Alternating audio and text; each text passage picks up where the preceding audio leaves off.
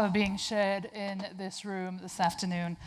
Before our next panel, just a note that somebody reminded me recently that this time that we're living in right now, this ecosystem that we're building in, is very like the early days of the dot-com boom, in that everybody knows each other. Certainly, I'm based in New York City, and the community is very small, it's very tight-knit. This is a unique moment where we still have the opportunity to actually get in the room with people who are building incredible projects. So just a little alpha, make sure you go and introduce yourself to the speakers. Make sure you're looking on the screens here and following people on social media. And to that topic, we're going to talk now about internet culture with two giants from the space. We have Rahim and Laura Wolff joining us to talk about embracing internet culture. Welcome.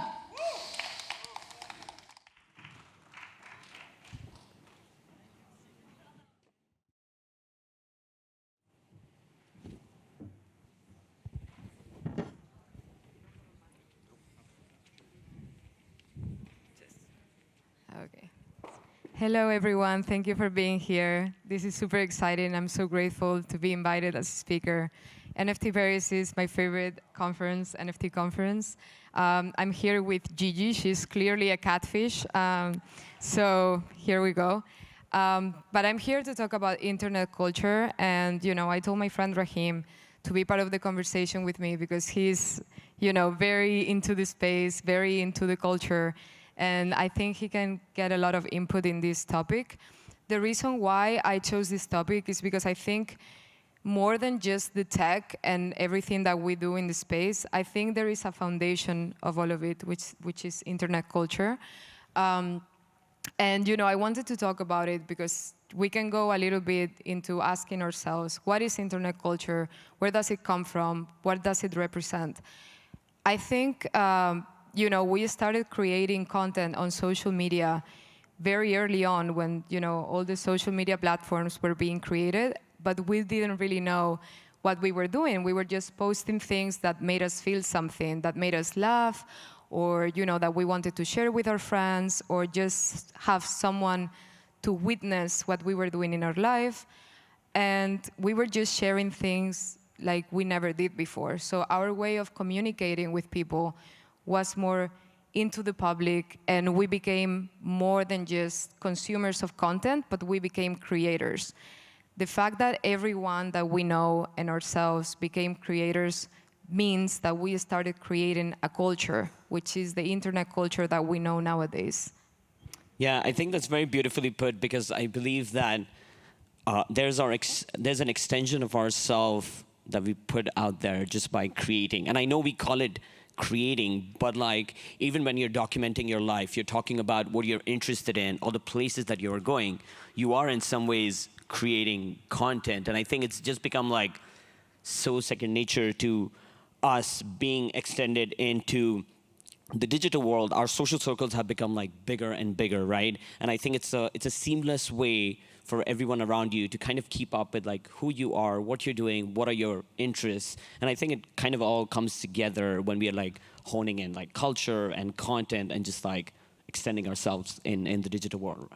Yeah, it's also a very global culture, which means, you're not just with your neighborhood friends or your high school friends. You're literally exposed to the entire world. And you are exposed to so many more different cultures and so many more different ideas. And it's all about sharing all that input. And now we are exposed to all that information that we take in. And all that creates, a way for us to communicate with each other, our own slang, our memes, things that make us laugh. And all of that creates a foundation that, when you're on the internet every day, on social media, on different platforms, you have a way of knowing who is in your circle and connecting with them more than anything. So if someone comes on Twitter or X, for example, and starts talking in a group chat, and that person knows our humor, or the way we speak, that person becomes part of the conversation. That person becomes part of that community. So this is super important, not only because that's a reality for us, but it's a reality for younger generations that have been growing with social media. And the reason why I'm talking about this is because, a lot of brands are starting to embrace that culture in a way that they've become the culture themselves, but they are not only advertising, they are being part of the conversation. They are creating their own communities. They are becoming part of our communities. And there are some brands that are doing this very well, such as, you know, Duolingo, for example. I'm such a big fan of Duolingo. I genuinely started using Duolingo because I just love Duolingo's content in social media, like their videos, their Twitter account. I don't know, it's just so fun. And they also have like banger replies to like people that they roast them and stuff. So it just becomes like something that you are a fan of, like you are a community of that brand. Another brand that does it very well is Ryanair, or like through collaboration, for example, CeraVe. They recently made an advertisement with Michael Cera, saying that Michael Cera was behind CeraVe, you know, and like they made all this whole advertisement like super funny. And people become fans of that brand because they understand the culture and they embrace it in a way that is not cringe. You know, they are not just trying hard to be part of the conversation, but they become something unique and, you know, aligned with our culture. So that's very powerful. Yeah, I think when you were talking about you have these like brands that are trying to reach out to a wider audience, because the more global we've become, we are like the citizens of the world, right? And when you are citizens of the world, how do you come up with like campaigns and ideas that kind of like speaks to the nuances of different cultures? Obviously, the Middle Eastern culture of, let's say, Louis Vuitton and the products that people are buying is very different to what you would find, for example, in France. And you're like, how do you find this cohesive language to kind of get everyone in the digital world in one ecosystem? And that's what I think like even meme culture comes in, right? Because like meme culture, I personally believe like meme culture is going to like take over a lot of industries when it comes to political campaigns. You're already seeing brands like, you know, like Logan Paul's Prime. It's literally evaluated at like $3.4 billion. Yeah, that's a huge number, especially when you're comparing it to like Gatorade, who have been around for like decades. And a lot of their marketing has been around meme culture. And the thing about meme culture is like, you don't have to worry about that whether your audience speaks English or they speak French or they speak Russian. You're creating a language that's native to the world that you're living in, which is the internet world, and you're able to kind of get everyone together. Like one of my favorite memes is that Spider-Man meme, right? Like when both of the Spider-Mans are pointing at each other. You don't need to speak the language, you don't need to know how to read or write or whatever, but you know what that means. And that's like, I think, breeding culture into every single thing that we do, whether it's products or consumer stuff. Every single thing is like not only the memes, but also like the creators. So for example, as he was saying, Logan Paul, whether you like it or not, but like, you know, he has created a huge community worldwide, which means whatever he creates, or Mr. Beast, whatever business they create, it's gonna become automatically successful. Why? Because everyone understands the culture of, okay, this is a creator that we like, that we respect, and we want to support as part of their community. It's not as consumers, it's as part of their ecosystem. So that's what brands are trying to do. And you know, the reason why I'm also talking about this is because like, what does it have to do with Web3? Right? Because we are in a Web3 conference, so it's like, okay, so why are these people telling me about all these brands and all these memes and all these things?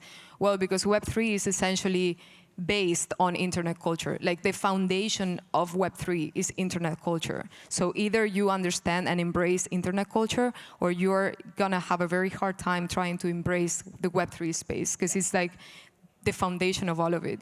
And I think the powerful part is that, you know, in the regular world, outside Web3, it's like a way of saying normies. And in the regular world, it's like, okay, so you are participating in an ecosystem, right? And you are like, you want to participate because it's cool, because it's nice, because you like it, because you want to feel like you're a part of it. But in Web3, you are rewarded to do so. Like you are part of that community in an active way. You can own internet culture, you can share it, but you can also be rewarded. So I think that's, you know, what we should focus on as a foundation of the space, and be like, okay, what do we want to do with this? And how are we going to embrace, you know, owning IP? How are we going to embrace, you know, communicating this culture to the broader audience in a way that it's understandable. Because sometimes I look at Web3, and I'm not gonna lie, like maybe I'm the only one, I don't know, but sometimes I cringe a little bit with some things like, oh, I don't feel related to this, or I don't feel related to a lot of scammers, or a lot of people that are using the technology for the wrong reasons or in the wrong way. And I don't know, like I've had doubts, like, do I wanna be related to this space? I mean, ultimately, I like the technology and I like the idea of the internet culture and how we embrace it and how we share and create friendships and communities and do all these beautiful things together. So I think it's not about, you don't have to be in like a, you know, in like a super close thing, like, oh, this has to be your style, this have to be your friends, like this is how you have to behave. Not at all. This is something that you can do in your own way, in your own style, embrace it as you like, and be innovative and create with the space, because it's being created now. It's not something that exists for a very long time that you're just getting into and need to like be part of this group of people. You can be your own person and connect with people that you genuinely connect with and genuinely like, and share that culture and that, you know, friendship that you can make with them, even if they are in the other part of the world, even if they have a different age, like, doesn't matter, you know? So I think, yeah, it's so beautifully put, because like, when we talk about especially Web3, if you go to the deep roots, which is like blockchain, right? Blockchain is kind of an anti-establishment statement that the industry is trying to make. I always say this, like, you know, that if you want to explain the value of Web3 to people outside, don't go with this idea of like decentralization, don't go with this idea of like crypto. I use this definition that like our space, like buying NFTs, collecting NFTs, is collecting culture. And it's a way easier language to understand, because culture has always been a by the people, for the people concept, right? Whether it's music, whether it's cinema, whether it's art, culture has always been about the people. And then the moment you tell people outside our space, oh, by the way we are trying to build this ecosystem, we don't want a centralizing authority controlling that culture. And that idea makes complete sense to them, because that's what like the fight for culture has been through decades, whether it's the music industry, whether it's copyright laws that fight with like the way certain IP laws are governed, or anything for that matter. And I feel like the more we double down on this idea that we are actually celebrating culture, accentuating it, and kind of building around that ecosystem, you're able to get like more attention, more people from outside this space, because everyone understands culture in some form or the other, right? Even like gamers and stuff, they have their own culture of like the way they dress, or like the way they like to build ecosystems. And I think like what excites me and us, and I think everyone in this room about this ecosystem, is we get to be who we want to be in Web3, which is something like completely against what like the Web2 and corporate world tells you. And I think that's what culture to me is, that you are able, like if you want to dress up a certain way, if you want to have a certain language, like Gary Vee is known to swear a lot in his like speeches and like his talks and stuff, but he talks about that he doesn't swear because it's cool. He swears because that's him. And he's able to build that culture, kind of bleed that in Web2, that we get to be who we want. We get to empower, build the way we believe in our hearts, how we people are. And I think that's such a powerful thing. Like, you know, like I used to be a scientist. I've worked in like as corporate legal ecosystems where like, because I used to be in forensic sciences, like every single thing you do, you have to make a signature of it. If I'm moving one thing to the other, I have to like prove that I was holding it. And you realize how bureaucratic these systems are, how broken these systems are. And the more you realize that how what we are trying to do in this freaking space is to empower everyone. And I say this all the time, that I feel like if you are in Web3 right now, whether you're a builder, whether you're an investor, creator, artist, that you in some ways are pioneering the culture of tomorrow. Because I inherently believe that we are going to live in digital worlds more and more. And this isn't even about Web3. I remember during COVID, I was attending my friend's wedding in the UK on Zoom. And I was crying on Zoom. And I think that was such a beautiful moment, because you're like, I'm not there, but I'm able to feel that emotion. And this is only going to get crazier. You have the Apple Vision Pro that come out that's trying to immerse this culture with our reality. And I think this is just going to accentuate it more and more and more. And I think, and just going back to what I was saying earlier, I wholeheartedly believe that if you want to speak the language of the future of tomorrow, which is young people. You have to understand the language they understand. And this is where I wholeheartedly believe that whether it's the next US elections or you have like financial institutions or pharmaceutical companies or consumer products, that everyone's going to use like memes and like more music content and more everyday content to get to the masses, because I feel like that's how we're going to educate the next generation, right? I think it's also underestimated the power of the ability of creating communities and people that support you, because like now we are overflowed with content. Like you go online, everybody is creating content. Even your grandma is posting stuff, you know, like, so it's so hard to find, okay, so what am I exposed to? Because it's like so much content out there. So it's a challenge for companies and brands and even NFT projects or whatever you want to call it, everyone that is trying to get exposed to people. How can you be exposed to the most people as possible? You can only do that by creating communities that will support your content on an early stage and that will boost the algorithm and that will show that content to the maximum amount of people. That's why people should really put their priority into understanding the culture, understanding the younger people, understanding how to build those relationships, that support, that community, rewarding them. And so whenever they put something out there, it's gonna just go viral, you know, because everybody is supporting it at the same time. So that boosts the algorithm, that shows on your For You page or whatever you're consuming, whatever platform. And that is something. It's not that they have to embrace memes that are already created or use a language that is already being used, but they can actually choose their own thing and be authentic, you know, and like just create something completely new. Like nobody told Duolingo to get into an owl costume and, you know, make a video of like pretending, okay, who is the father? And instead of blue or pink, it shows green. The Duolingo thing is like hiding and whatever. And it's like, I don't know, it's just very cute way of saying, okay, I understand the culture, I'm gonna make it something aligned with my brand, make it mine, and try to get a community that supports it. And Web3 is like, if you have a brand, if you have a company that, you know, you don't know how you can introduce Web3 into your business because it doesn't make sense. Maybe you don't want to do NFTs, maybe you don't want to do crypto, maybe like it doesn't make sense for you.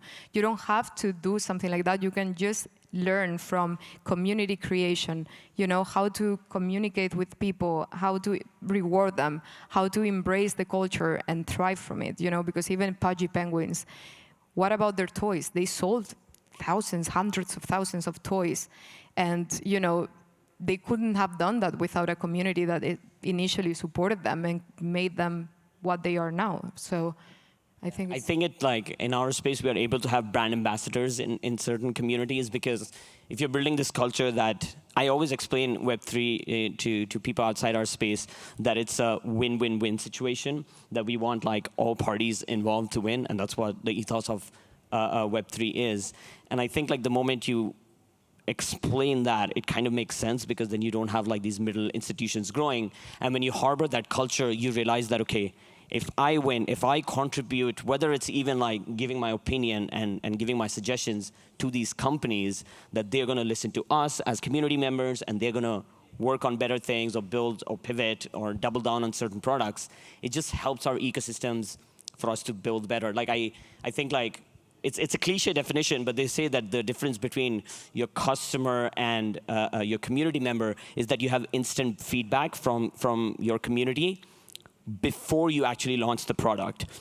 So anyone who's into like your Web2 investing or have built products in like Web2, you realize that a lot of times you get like, take an app store, like, you know, you put out the app, you put it for, whether it's for beta testing or anything, you're only going to find out how it's working or what it's doing once you get like reviews on the app store. But in our ecosystem, I feel like you have this opportunity to have your core community before you go outside distribution, that you have your core community who are actual users, consumers who are looking out for themselves, but also looking out for the future of the project, for the future of the space, to kind of give their thoughts and opinions. And I think there's some beauty in that. Thank you so much, beautifully put. And thank you so much to all of you for coming here and supporting this. I'm very grateful. So I hope you liked it. And I'm going to let her introduce the next speech. Thank you, guys. Thank you for having us. Thank you. I'll take it from you.